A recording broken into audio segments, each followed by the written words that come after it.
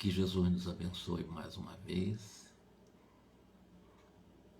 E em nome desse espaço de amigos de nosso lar, da nossa irmã Débora, nós iniciamos dando sequência ao estudo de Obreiro da Vida Eterna, hoje na sua 12ª parte. Nós fizemos nas leituras anteriores uma radiografia muito rápida da casa transitória de Fabiano. Essa casa transitória dirigida pela nossa irmã Zenóbia, e houve uma solicitação muito especial da Zenóbia para o grupo que fará uma excursão na Terra acompanhando alguns processos desencarnatórios dirigido pelo Jerônimo, do qual o André Luiz compõe esta equipe, tanto quanto Luciana, uma enfermeira, como também existe o Hipólito, um ex-padre católico. E eles estavam ali, em trânsito, e a Zenóbia pediu um obséquio do Jerônimo com a equipe, sobretudo pelo potencial de clarividência da enfermeira Luciana, para que eles pudessem ir até uma localidade que eles chamam, inclusive, muito próximo, na orla do abismo, das regiões bastante obscuras, para tentar ajudar uma pessoa ligada afetivamente ao coração dela, Zenóbia, principalmente com o potencial mediúnico de clarividência da irmã Luciana, que inclusive ela, como enfermeira, tem esse potencial em termos de sensibilidade maior do que o próprio grupo, do que a própria Zenóbia. E nós vamos exatamente analisar hoje a capacidade de clarividência para ajudar a uma alma sofrida há mais de 40 anos nas regiões das trevas, mas ligada ao coração de Zenóbia. É um pedido particular dela para o grupo, para tentar ajudar esse ser. E um dos objetivos é a tentativa de prepará-lo para um processo possível de reencarnação. Então vamos ao capítulo 7, que é um dos maiores capítulos da obra. Após a oração silenciosa, o Jerônimo fez, pelo menos, após a oração, o Jerônimo, chefe da expedição, ele fez com que Luciana, que nesse momento está sob sua ordem, que ela pudesse compreender exatamente a importância dela nessa incursão das regiões das trevas para tentar demover a estrutura psicológica de extremo desespero e dor e sofrimento de um ex-também padre, e é o que nós vamos falar hoje. Porque esse ex-padre também ligado ao coração da Zenóbia. Luciana, clarividente, evidenciando o carinho fraternal, aproximou-se do padre Domênico, que faz parte, que como eu disse, está ligado ao coração de Zenóbia. Esse padre Domênico é um ser que já está há décadas sofrendo no umbral, porque ele transgrediu muitos princípios da sua religião. E o objetivo da Luciana é penetrar na mente dele, no campo mental dele, porque ele está fechado, totalmente fechado para as coisas externas. Mas a Luciana tem o potencial mediúnico de clarividência ou dupla vista, e ela consegue penetrar na mente dele. Vocês vão ver hoje, não vamos falar sobre isso. Ela vai penetrar na mente, no campo mental, nos repositórios gravados, armazenados, memorizados lá na cabeça, vamos dizer assim, na mente do próprio padre Domênico, que é esse padre perturbado, padre em extremo sofrimento, nesse momento recolhido próximo à orla dos abismos das trevas. E a Luciana está sendo preparada como clarividente, né? Ela se aproximou-se desse padre e colocou as suas mãos, pelo menos em condições de estratégia, para poder realmente induzi-lo, né, a fixar-lhes, né, na fronte, e a partir daí, dessa fixação frontal demorada, o Domênico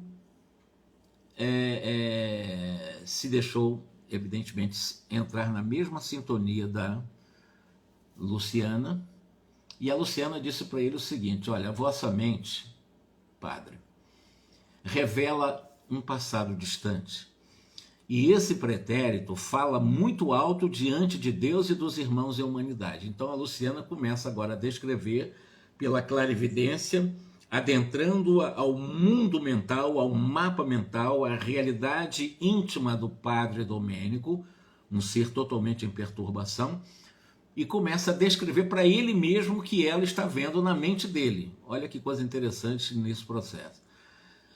Duvidais da providência divina, diz ela para ele.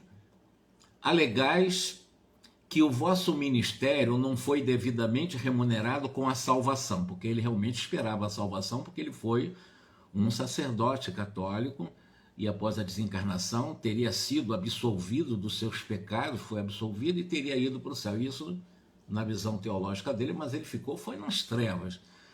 Blasfemais contra Deus a vossa dor, por isso ela permanece repleta de insultos e desespero. Isso a Luciana falando para ele. Proclamais que as forças celestes vos abandonaram ao tenebroso fundo do abismo. Tudo isso ela analisando nele. Domênico, ele deu uma reclamada nesse momento, quando a Luciana começou a penetrar na mente dele. Aí ele começou a conversar com ela, e porventura, não é assim? Eu não fui forçado pela circunstância da vida humana a servir numa igreja que me enganou e hoje nego-me o direito de reclamar até? Porque essa igreja católica me enganou, segundo ele. Deverei louvar os que me traíram? Visão dele conversando com a Luciana, e a Luciana em transe de clarividência. Aí ela responde para ele: não, Domênico, vossos amigos não cogitam de criticar instituições, eles desejam tão somente amparar-vos nesse momento em que você precisa. Teríais de fato agido como sacerdote fiel aos sagrados princípios que você abraçou na Igreja Católica? Esperaríeis um paraíso de vantagens imediatas para além do túmulo, tão só pelas batinas exteriores, pelas roupagens, pelos indumentos exteriores que vos diferenciaram dos homens comuns? Não ajuizasteis a extensão das responsabilidades que você não assumiu como sacerdote? Domênico ficou nervoso, ficou bravo, vociferou. A organização religiosa a que servi prometeu-me honras definitivas. Não era eu diretor de uma grande coletividade social dentro da Igreja Católica? Eu não ministrava o Santíssimo Sacramento? Então ele está contra-argumentando com vociferação, com raiva, reclamando nesse momento. Para quem não sabe, para aqueles que desconhecem a linguagem que ele está usando, o sacramento, na realidade, são aqueles instrumentos simbólicos de uma suposta comunhão ou uma confirmação de uma fé em Deus, né, pelos aqueles que praticam a religião católica. E existem 7 sacramentos consagradíssimos pela tradição católica. O batismo é um deles. A chamada confirmação, que é a crisma, tem a penitência, tem a chamada Eucaristia, que é aquela missa, aquele ritual da missa, tem a chamada ordem, o matrimônio, o casamento também é um desses sacramentos, tanto quanto a extrema-unção, a unção dos enfermos, etc. São sacramentos da igreja. E ele está dizendo: eu não ministrava o Santíssimo Sacramento? Eu não fui recomendado ao céu? Apesar de tais protestos, o padre Domênico já acusava sinais de transformação íntima. Fizera-se-lhe a voz mais triste, denunciando uma certa rendição próxima. Luciana observou, para ele, no transe de clarividência: nas igrejas, o perdão das faltas, a solidariedade comum, mas os nossos crimes e fraquezas Em geral, todos os religiosos exigimos que se nos faça justiça, de que as nações ou as noções de justiça envolvem ou envolvam a existência de uma fé. E como ludibriar a lei divina compassiva em suas manifestações? Não concordais, Domênico, que é um absurdo reclamar determinado procedimento dos outros, esperando para o nosso eu tirânico e o nosso eu em desequilíbrio as compensações somente devidas aos cumpridores das regras de purificação, das quais não passamos de mero expositores no campo do ensinamento? Então ela está mostrando para ele de que ele era muito teórico, ele conhecia muito bem a doutrina católica como padre, sabia utilizar o evangelho à maneira dele, com inteligência, mas à maneira dele. Aí ele questiona a Luciana nesse momento. E a nossa confissão? E a minha confissão? O Monsenhor Pardini ouviu-me antes da minha morte, e ele, o Monsenhor Pardini, me absolveu. E confiaste em semelhante absolvição? Disse Luciana para ele. Você realmente acreditou de que o Pardini teria te absolvido no momento da sua morte? O vosso colega de sacerdócio poderia induzir-vos ao bom ânimo, poderia induzir-vos também a coragem necessária ao serviço de uma reparação futura, mas ele não conseguiria subtrair-vos à consciência esses negros resultados mentais dos atos praticados. Como é que ele vai absolver? Ele não tem essa capacidade de passar uma borracha em seu mundo consciencial. Considerando essa realidade, o vosso coração, Padre Domênico, ele é um livro aberto aos nossos olhos. Envolvido nas trevas, injuriais o nome de Deus e injuriais a justiça divina. No entanto, a viva descrição de vossas lembranças são bastante expressivas. Vejo-vos na derradeira noite de sua existência carnal. Veja, interessante, ela começa a penetrar na mente, começa a ver esses detalhes dos conflitos, traumas e de alguma forma, até mesmo as suas dúvidas, e ela penetra mais profundamente na mente do Padre Domênico. E ela disse, vejo-vos no momento em que você desencarnou. Eu vejo exatamente o que aconteceu com você em sua mente. Acompanho-vos, aí vai contar exatamente o que aconteceu no dia da morte dele. Acompanho-vos em uma noite fria, sob fortes rajadas de vento de um céu sem lua. Desviastes os passos do centro populoso, de onde tinha a matriz, a paróquia, e enveredais por estrada sombria de um recanto suburbano, longe da cidade grande. Não somente eu vos observo a sua forma física, também eu sinto igualmente o seu estado emocional. Isso, Luciana dizendo para o Padre Domênico, em condições de sofrimento há mais de décadas nas trevas, e ela fazendo essa checagem mediúnica, pela clara evidência dela. Vejo-vos empolgado pela visão embriagante dos sentidos penetrarem no lar honesto. Cego por sentimento menos respeitoso para alguém que vos ouviu inadvertidamente as palavras finas de sedução e malícia. Então ela disse o seguinte, o que eu estou vendo você no dia da sua morte? Você saindo de um grande centro, entrando numa região estranha, porque é uma região suburbana, e você adentrando no lar de uma mulher que se deixou seduzir pelos seus encantos, pelas suas mentiras. Tirastes a sua batina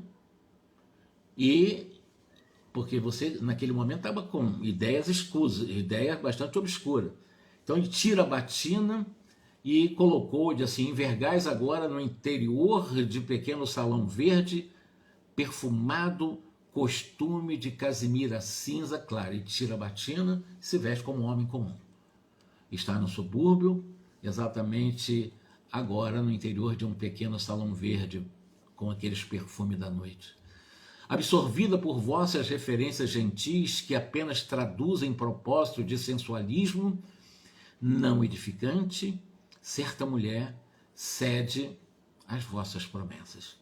Então, ele conseguiu convencer uma mulher, através da sua conversa, para ter exatamente uma, vamos chamar assim, uma comunhão sexual com ele. Ele está fazendo exatamente.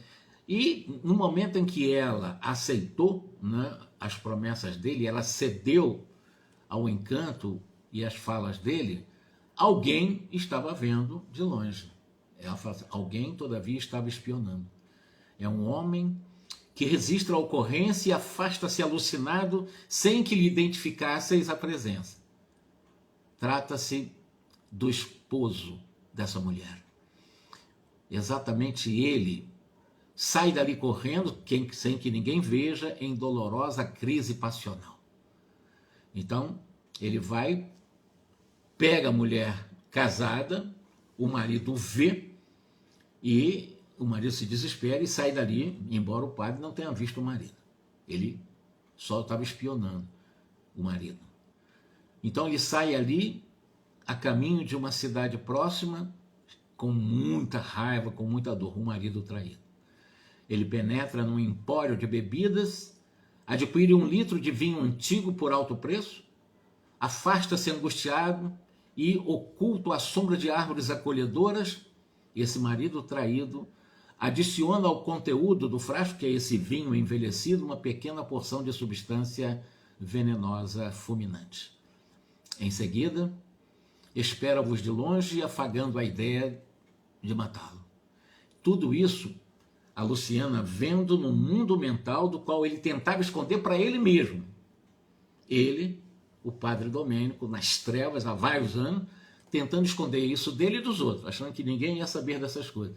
E bastou a Luciana, essa enfermeira, fazer o seu esforço de sensibilidade de dupla vista ou de clarividência para ver isso tudo no mundo mental dele. Coisa que ele mesmo estava tentando esconder para ele mesmo. E aí, esse marido traído espera-vos de longe, afagando a ideia de matá-lo. Noite alta, regressais à igreja, ao presbítero. E o marido traído, com quem volta de ligeira viagem, saúda-vos agradavelmente com dissimuladas demonstrações de estima e confiança. Paira o convite ao vinho confortante na madrugada gélida e você mesmo abre a porta de sua residência paroquial para que o marido traído entre, né? E ele entrou calmo. A tepidez do interior doméstico, à frente de vasta mesa, bem servida, experimentais, honrado, o vinho velho misturado a veneno destruidor. Não tiveste tempo nem para explicações. Ante os vossos gemidos furiosos e roucos, entre esgares de sofrimento, o marido traído ri e pronuncia aos vossos ouvidos feias palavras de maldição. Quando a respiração se fez mais opressa, o marido traído pediu socorro às dependências da casa depois de anular a prova do crime. Precipitam-se em vão os servidores, um velho eclesiástico aproxima-se no intuito de ouvir-vos, deve ser aquele Monsenhor Pardini, de vossas referências. Compreendendo-vos a dificuldade para manter qualquer conversação, Pardini interroga o marido traído, que se declara o vosso amigo íntimo, e você esclarece fingidamente. Como regressava em vossa companhia do próprio lar, onde havias entretido confortadora e longa palestra, e junto a ele e à esposa, demorando-se aí por insistência dos dois. Então o marido está explicando para o Pardini o que aconteceu, que realmente o padre esteve lá na casa, aquelas coisas todinhas, e que ele próprio resolveu acompanhar o padre, a pedido do padre, até a paróquia. O marido traído, revelando piedade irônica, assegura que vos acompanhar à casa paroquial em vista de noite alta, ou seja, eu vou acompanhar o padre, porque está muito noite e tal, vou levar ele até a igreja. Isso o marido traído falando para o Pardini, vendo o padre nos últimos momentos da sua vida. E que demandaram o interior por vosso convite, ou seja, ele entrou na paróquia porque você convidou, para reconfortar-se e que em plena palestra amistosa caíste fulminado por um ataque singular. Então isso quem está contando para o Pardini é o marido traído. E ele, o padre ali, né, num processo dos estertores do envenenamento já desencarnando. Em vão intentais esclarecimentos, porque já não consegue nem mais falar. Vossa destra levanta-se o indicador apontando o criminoso, mas o Pardini aproxima-se, o homicida, o marido traído, toma-vos a mão quase inerte e exclama: é preciso salvar o padre Domênico. Isso de uma forma irônica, né? Porque foi ele que envenenou. Não é preciso salvar. Isso o marido traído falando para o Pardini que era preciso salvar o padre Domênico. Minha esposa e eu não nos conformaríamos com semelhante perda se ele morrer. Irônico, né? O Monsenhor Pardini, que vos assiste, permanece sob forte emoção. Então, o Pardini, nesse momento, segundo Luciana vai narrando aqui, permanece sob emoção desse pedido, né, do assassino, né, porque foi esse marido traído que matou o padre Domênico. Supõe ser um marido traído, o companheiro desvelado da vítima, e inicia o serviço dos moribundos. Domênico, endereçais supremo olhar de impassível desespero ao marido traído e compreendeis o próximo fim do corpo. Esfriam-se-vos os membros, viscoso suor vos corre abundante do rosto e, num esforço tremendo, pronunciais de maneira quase ininteligível uma frase: eu, pecador, me confesso. Isso para o Pardini. O Monsenhor Pardini, ele, o Domênico, já nos últimos momentos de vida física. O Pardini, que vos acompanhar, porém, fecha-vos os lábios no intuito de poupar-vos e assevera para você mesmo que queria exatamente pedir, se confessar.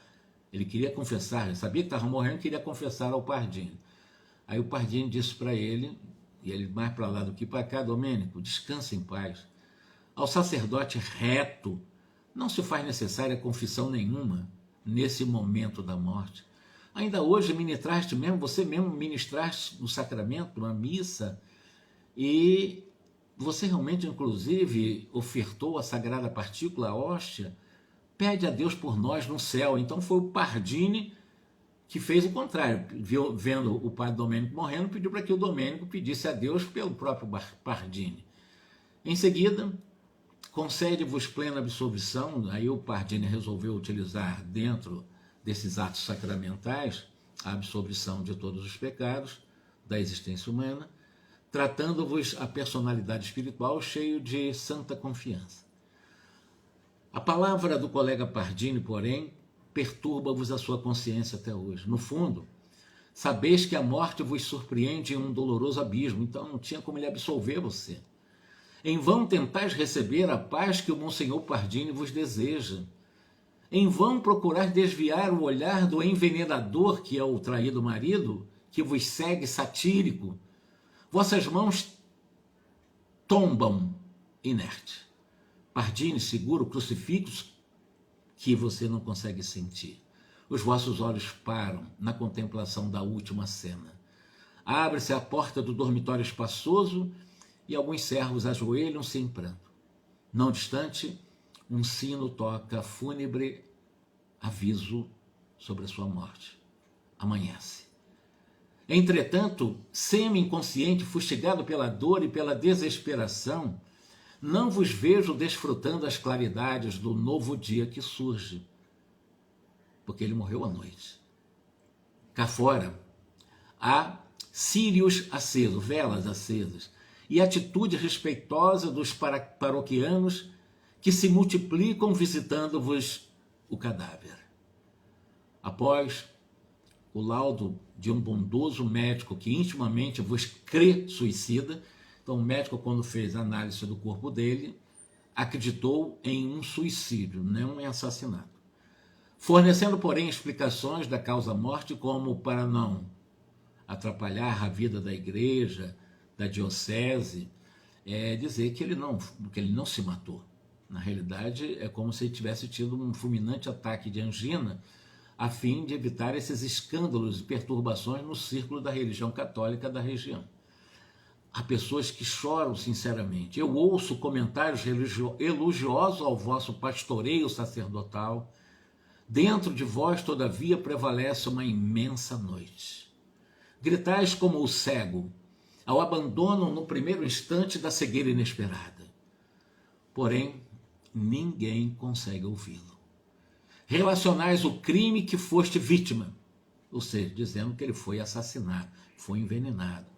Rogais providência contra o marido traído, assassino, mas os ouvidos humanos agora permanecem noutra dimensão. Buscais o recurso de fugir, mas invencíveis grilhões vos ligam ao cadáver. Ele manteve-se preso ao cadáver. E ao crepúsculo processa-se o sepultamento. Abre-se o templo suntuosamente ornamentado com flores roxas. Cânticos tristes evolam-se no coro de todo o templo, cheiram incenso. E com grande pompa em todas as minudências dos funerais, o vosso corpo desce ao último abrigo. Entretanto, permaneceis ligado às vísceras decompostas. Essa descrição, feita, mediunizada pela nossa irmã Luciana, que é uma enfermeira, claro que comovia todos que estavam ouvindo a história do Domênico. Por enquanto ainda não está comovido o Domênico, mas os que estão assistindo, o próprio André Luiz disse que estava bastante, profundamente comovido com aquela história. Domênico parecia tocado nas suas mais profundas fibras do ser. E após um breve espaço, a Luciana continuou fazendo essa sua mergulhando no mundo mental do Domênico de vidas anteriores. Com o sepultamento do corpo, começaram para a vossa alma infinitos sofrimentos. Permaneceis atormentado pela ansiedade, pela fome. Permaneceis atormentado pela sede, pela dor. Eu não posso precisar quanto tempo consumis em semelhante angústia, mas sinto, porém, que a entidade sofredora de uma certa mulher vos visita o sepulcro. Você está preso aos despojos. E de repente aparece uma entidade sofredora de uma certa mulher que vai até o seu sepulcro.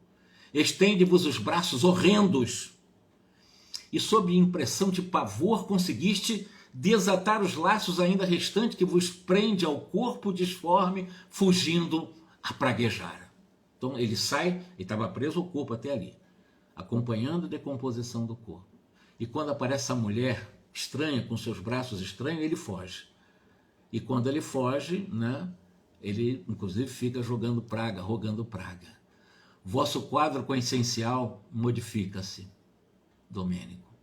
Recordais o drama da infortunada que vos apareceu suplicante. Então, quem é esse espírito horrível que ele fugiu dela nesse momento? Ela estava presa ao corpo em decomposição. Quando ela aparece, ele foge e jogando praga, rogando praga. Quem é essa mulher? Foi vítima também de vosso poder fascinador. A leitura mental de vossas lembranças revela as particularidades da experiência final da tresloucada. Pobre mulher, crédula, confiante, vejo-a chegando ao presbítero em tempestuosa noite. Experimentais a emoção inferior do homem menos digno que sente o domínio absoluto sobre a presa. Então esse é o quadro, esse é um outro quadro. Ele primeiro traiu uma mulher, foi morto pelo marido traído. Agora é uma outra mulher na vida dele. Essa mulher, conta aqui, que a Luciana está percebendo na mente dele, em uma noite de muita chuva, entra na igreja e quando ela entra na igreja com toda a chuva, aí deu aquela vontade realmente, como ele diz, de indignidade. Como padre, ele tem um domínio sobre essa mulher que entrou apavorada dentro da igreja. E ele com aqueles pensamentos, com as suas emoções bem inferiores de homem menos digno, como um padre, mas desejando a mulher. A pobrezinha, todavia, chora, roga-vos auxílio, pronuncia palavras de comover corações de pedra, mostrando o indefinível desalento. Percebo o que diz. Confiou excessivamente em vossas promessas. Cedeu aos vossos caprichos de homem vulgar. Então, em algum momento, ele se aproveitou dela. E ela depois veio em outro momento para tentar resolver a questão. Porque a princípio, ela, como acreditou na sedução dela e teve ligação sexual com ele, ela acreditou que não adviriam desagradáveis consequências dessas possibilidades de fugir a quaisquer observações. Sabias iludir-lhes a inexperiência em assuntos afetivos e proclamáveis a inocência de semelhantes relações. Contudo, agora, anunciava-se a gravidez, sim, um filhinho preocupando-lhe o coração. Então aquela mulher que ele seduziu naquela noite de tempestade, então ela engravidou. Depois ela foi procurá-lo. E ao procurar, dizendo que ela estava grávida dele. E a situação, evidentemente, dela estava muito preocupada. Naquela época, mulher grávida, ela era abandonada pela família. Quem a socorreria? Então ela foi buscar socorro nele. Quem lhe restauraria a paz familiar? Não seria melhor a legalização dos laços existentes? Ou seja, ela vai conversar com ele para tentar, já que ela vai ser mãe, e é ele que é o pai, casar. Ou seja, legalizar os laços já existentes, porque ela será mãe de um filho dele. Não deveriam esperar, honrados, a dádiva de um filho abençoado por Deus? Escutaste essa rogativa sem abalo moral. Então ela foi lá pedir para que ele resolvesse a questão. Ele ouviu o que ela estava falando e não deu nenhuma atenção. Não ficou nem um pouco abalado com a história. Com a frieza dos homens de fraseologias brilhantes, invocaste o dever sacerdotal como justificativa da impossibilidade de casar com ela. Eu sou o sacerdote, eu não vou poder casar, embora seja o pai. Ela não vai poder casar. Ele falando, enrolando e mentindo para ela. Comentaste as convenções humanas, diz a Luciana, você está dizendo para essa jovem, né, que as convenções humanas, que você não poderia casar. Então o que você fez? Você fez uma proposta para conciliar esse problema que ela te traz grávida de você. Nós vamos te arrumar um casamento, diz ele para a jovem em desespero. Nós vamos arrumar um casamento apressado, indigno, entre vítimas grávidas e o último de vossos mordomos, ou seja, o último meus empregados aqui da igreja vai casar com você. Você ficará limpa. Você vai ter um filho com os últimos dos meus mordomos.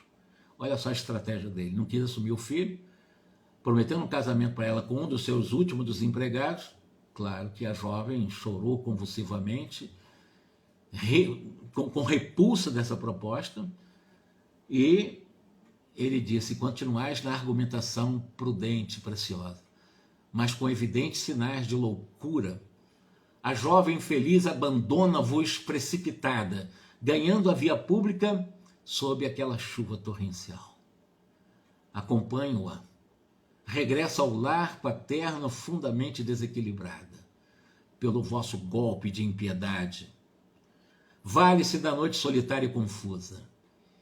A jovem grávida ingere uma grande quantidade de formicida, tentando o ato final daquela tragédia interior. Ninguém lhe escuta os rugidos de sofrimento selvagens, porque os trovões ribombam no céu.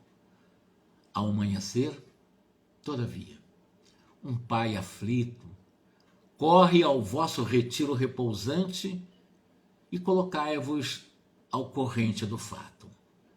Ou seja, ele ficou sabendo que a filha se matou. Morrera-lhe a filha misteriosamente. Como aclarar a situação? Porque o pai não sabia que tinha se matado a filha nesse momento. Foi uma morte misteriosa para o pai. E foi avisar para o padre que a filha tinha morrido misteriosamente. E o pai sabia que ela tinha antes procurado o padre para conversar com o padre. Não procedia com acerto buscando o conselho sacerdotal, disse o padre. Ela não veio aqui pedir conselho para você. O que houve com ela?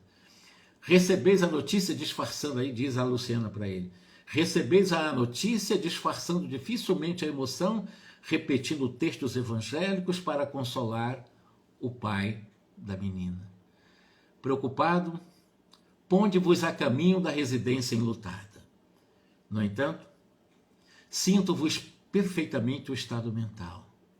Não vos aflige a perda de alguém que vos poderia estorvar a tranquilidade. Ela estava grávida dele. Preocupa-vos a descoberta de algum recurso aparentemente digno que vos conserve a salvo da situação imprevista. Pronunciando palavras confortadoras, montaste guarda ao cadáver e chamaste médico amigo. Eis o que chega. É o mesmo que vos examinou no último dia, acreditando-vos suicida. Depois de longa conversação confidencial convosco, o médico amigo assevera que houve morte natural com a ruptura de vasos do coração para confortar a família. Recuperam o bem-estar que transparece de novo em vossa expressão fisionômica. Vossas referências de consolação tornam-se mais vivas e inteligentes e seguis os funerais calmo e contrito. Embora os olhos desbotados e terríveis da suicida vos contemplem do caixão, enquanto outros vultos negros do plano invisível vos acompanham no cortejo. Um padre totalmente obsedado. São almas vingadoras que vos seguem tenazes. Nesse momento, Luciana interrompeu, bem comovida com a história. E, dando-nos a entender que a paisagem mental de Domênico modificara ao influxo de outras lembranças que a narração evocava, transferiu o curso das observações no tempo. E assim, ela diz: sim, eu vejo bem, disse Luciana novamente para o Domênico. Destaca-se uma infeliz entidade que certamente vos consagrou funda afeição. Contempla-vos com desespero e enternecimento simultâneo. Parece-se extremamente convosco. Agora compreendo. Não foi apenas vosso amigo, foi o vosso pai. Então aparece essa entidade que estava perseguindo o padre, muito parecido, o rosto muito semelhante ao do padre, e a Luciana percebeu e descobriu que era exatamente o pai dele, que estava perseguindo ele. Então esse pai, agora um verdugo do padre, tornou obsessor do padre, reclama insistente determinada escritura que não apresentastes. Que vejo em torno dele há imagens vivas de recordações angustiosas. Contemplo-lhe a derradeira noite do vosso lado. Então agora está vendo os últimos momentos do pai do Domênico. Fixa-vos carinhoso e confiante. A dispneia concede-lhe trégua. E o moribundo entrega-vos grande testamento em que relaciona suas últimas vontades. Fala-vos afetuoso e humilde de seu passado oculto. Então o pai confessa para o próprio filho, como padre, todos os erros que ele cometeu. Mulheres que ele teve fora do casamento, não foi simplesmente um genitor feliz de um sacerdote e de um filho de outro que lhes honraram o nome a declara. Ele foi um moço arrojado a comprometer-se em aventuras diferentes. Possuía alguns filhos à distância do lar, fora do casamento, e não desejava partir sem legitimá-los devidamente. Consciência do pai do padre, que estava pedindo ao padre, passando para ele um testamento, para que não deixasse deserdado esses filhos bastardos. E além disso, pretendia garantir-lhes um futuro melhor. Escutais essa confissão do seu pai até com um indisfarçável interesse. Em seguida, a pedido do seu pai, ledes a discriminação de pequeno legado a pupilos dele. O agonizante acompanha-vos atento com o olhar. Tendes agora belas palavras nos lábios, justificando-lhes os erros do passado. Ou seja, ele, o padre, agora consolando o pai a si mesmo. Papai errou, já errou, aquela malícia, né, do padre. Sabeis consolar com primores verbalísticos que lhe provocam admiração. Por fim, prometeis ao coração paterno exato cumprimento de seus derradeiros desejos, que era exatamente contemplar com parte da herança os filhos bastardos. Edificado confessa-vos ele os deslizes que omitira, declara-vos o seu arrependimento in extremis e diz de sua esperança no céu, onde Jesus lhe receberá os sinceros desejos de reparação. Palavras entrecortadas por suprema aflição, reitera-vos a súplica de amparo constante a uma certa mulher, cercada de filhinhos que esperam dele o sustento necessário. Então, já no testamento, o padre, o filho desse moribundo, tem todas as informações, a confissão do pai e a promessa de ajudar essa mulher, cercada de vários filhos, do qual o seu pai era também pai desses filhos bastardos, para que eles não ficassem na miséria. Ajudado por vós, abraça-se ao crucifixo que contempla de olhos nevoados. Recitais, isso a Luciana dizendo para ele, recitais uma longa e comovente oração acariciando-lhe a cabeça grisalha. Mais alguns momentos, esforçando-vos por ver-vos pela última vez, o moribundo corre os olhos no ato final do corpo. Estais sozinho com seu pai cadaverizado. Conservais o polegar e o indicador da mão direita sobre os olhos do morto, a fim de imprimir-lhes uma boa postura fisionômica de um cadáver. Antes, porém, de qualquer comunicado ao interior doméstico, antes de avisar para a família que ele estava morto, escondeis o documento em um móvel pesado, com as más intenções contra os propósitos do seu pai desencarnado. Ele não ia cumprir o que prometeu para o pai. Desde esse instante, parece-me que ele vos seguiu, sempre de perto, reclamando o cumprimento da promessa. Permanece angustiado na tela mental de vossas lembranças vivas. Luciana para, nesse transe mediúnico de clarividência, fixa as particularidades diversas, enquanto Domênico entremostra incontrolável comoção. Oh, agora, prosseguiu Luciana, é um outro perseguidor severo. Vejo isso, é um velho eclesiástico que deixou o corpo físico endereçando-vos intensas vibrações de ódio. Então já é um outro caso, então já no terceiro caso desse padre Domênico. Agora é um padre. E agora um padre perseguidor, desencarnado, endereçando ao próprio Domênico vibrações de ódio. Vossas lembranças esclarecem o fato.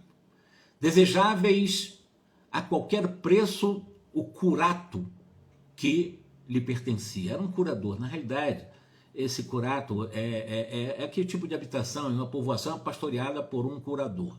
Ele queria esse comando dessa povoação. Isso o padre Domênico. E para isso ele tinha que passar por cima de um padre que já era o curador dessa região, desse povoado.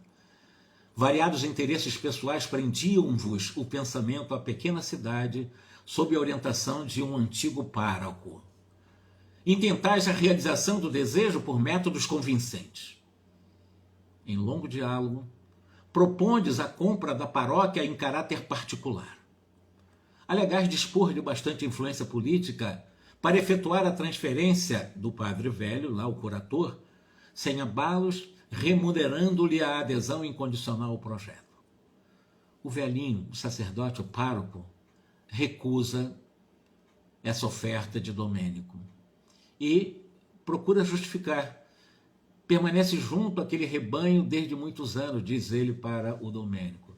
E além disso, ele está velho, está doente, por que sair dali agora? Servir a igreja com as melhores forças dos seus bons tempos de saúde física e espera a possibilidade de morrer ali mesmo, respirando o ar amigo do seu pequeno pomar. Reconhece a vossa superioridade na questão, isso a Luciana falando para ele, reconhece a vossa superioridade na questão, considerando-vos relações prestigiosas no seio do clero e da administração pública. e assegura que se outros fossem as condições, cederia o lugar sem qualquer remuneração ou relutância. Os médicos, entretanto, recomendam-lhe a residência no litoral, para que a atmosfera marinha lhe facilite o esforço do coração. A rogativa comoveria qualquer um. Ouviste, concordaste, apresentaste despedidas, arquitetando um novo plano. Ou seja, o velhinho disse tudo para ele. Ele ouviu, fingiu que aceitou, mas ele arquitetou uma outra forma, porque ele queria aquele curator, ele queria aquele povoado de qualquer maneira. E dali mesmo, sem qualquer escrúpulo, partis em visita pessoal ao bispo da diocese, a quem expondes com fingida humildade a solicitação que vos preocupa naquele povoado. Enganado, o bispo da diocese ouve atenciosamente, aceita o que propondes, recomendando, porém, prévia audiência dos seus assessores diretos. Não tendes dúvida, ou ponderação de qualquer natureza. Subornando companheiros altamente colocados, conseguiste que o antigo sacerdote fosse removido compulsoriamente para uma longínqua paróquia de montanha onde o ancião morreu sem delongas, odiando-vos de morte. Intoxicado pela cólera e pelos reiterados desejos de vingança, está cego às manifestações da espiritualidade superior, cercando-vos com ira implacável. Então, o outro obsessor que ele tinha é encarnado. Mesmo como encarnado, já tinha um pai como obsessor, já tinha uma mulher que se envenenou porque ele engravidou, tem agora esse clérigo, uma pessoa perturba ali, era um sacerdote que falava bem. Novo intervalo. Luciana dá uma parada, aí ela recomeça, agora um pouco mais alarmada. Agora surge uma determinada mulher, uma outra mulher. Parece-nos, segundo Luciana, que ela desencarnou depois de uma melindrosa operação nos olhos. Sim. A vossa tela de lembrança fala bem alto. Eu consigo ver na sua mente. Ela foi vítima do vosso poder fascinante de homem sedutor e dominador. Ei-la ao vosso lado no último encontro, ainda na esfera carnal. Acabaste a refeição lauta da manhã, quando alguém bate a porta paroquial. Trata-se de uma pobre mulher envelhecida prematuramente e quase cega, conduzida por anêmico menino de 9 ou 10 anos de idade que vos suplica auxílio. Ante a frieza de vossa percepção e de vossa recepção, essa infortunada mulher, em palavras sentidas, evoca o passado de leviandades e pergunta se esquecestes o filho que lhe colocaste nos braços. Então, outra mulher que ele engravidou. Chora, gesticula, explica-se, trabalhara sinceramente pela própria reabilitação, mas em toda parte. Acusavam-no de prostituição e ociosidade, porque ela engravidou do padre 10 anos antes. Lutar heroicamente por manter o filhinho à custa do serviço honesto.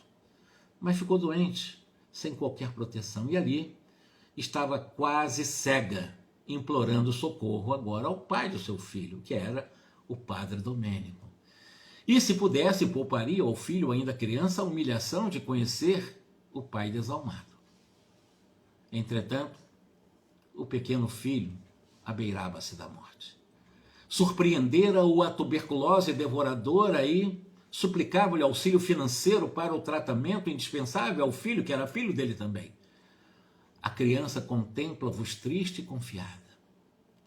E, de alguma forma, ouviste indiferente, ensaiaste resposta estranha, ao vosso toque particular da campainha, determinado servidor aparece conduzindo cães bravos que ameaçam os pobres pedintes, forçando-os a fugir apavorados. A criança, no último degrau da anemia, morre sem recursos e a mãe infeliz desencarna em um pavilhão de indigência, com o sinistro desejo também de vingar-se de vós, de qualquer modo. Mais um espírito vingativo perseguindo esse padre Domênico. Interrompera-se Luciana, novamente, como que para fixar minúcias apenas visíveis ao seu olhar de clarividente. De repente, a Luciana exclama: Oh, que horror! Vejo mais. Diferente mulher de olheiras fundas e negras vestes. E quando ela ia começar a falar dessa mulher de olhares profundas e negras vestes, ela não terminou a observação e nesse instante o padre Domênico proferiu um grito terrível, desfez-se em lágrimas e exclamou alucinado de sofrimento moral: basta, chega, chega, eu não quero ouvir mais nada. Soluços atrozes lhes rebentaram o peito opresso, sem solução de continuidade, ele chorou sem parar. Zenóbia, que lhe mantinha a cabeça no colo amoroso, tranquilizou-nos em tom discreto. Agora, Domênico melhor, graças ao nosso divino médico para o espírito culpado e sofredor, as lágrimas são também uma chuva benéfica que refrigera o coração. Então veja, nós vamos ver aqui a Luciana, a pedido de Zenóbia, fez o trabalho mediúnico de clarividência, entrou no mundo mental do padre Domênico, que está ligado também ao coração de Zenóbia, e nós vamos ver no próximo capítulo qual a ligação desse padre Domênico com Zenóbia, que é a diretora da Casa Transitória.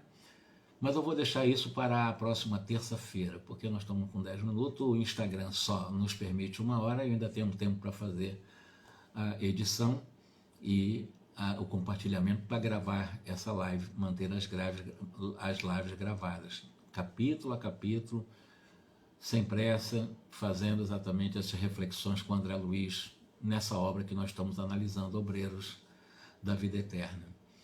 Que Jesus nos ampare, nos proteja, e na próxima terça nós vamos exatamente ver nesse despertamento do Domênico o que vai acontecer a partir daí, porque o objetivo era esse.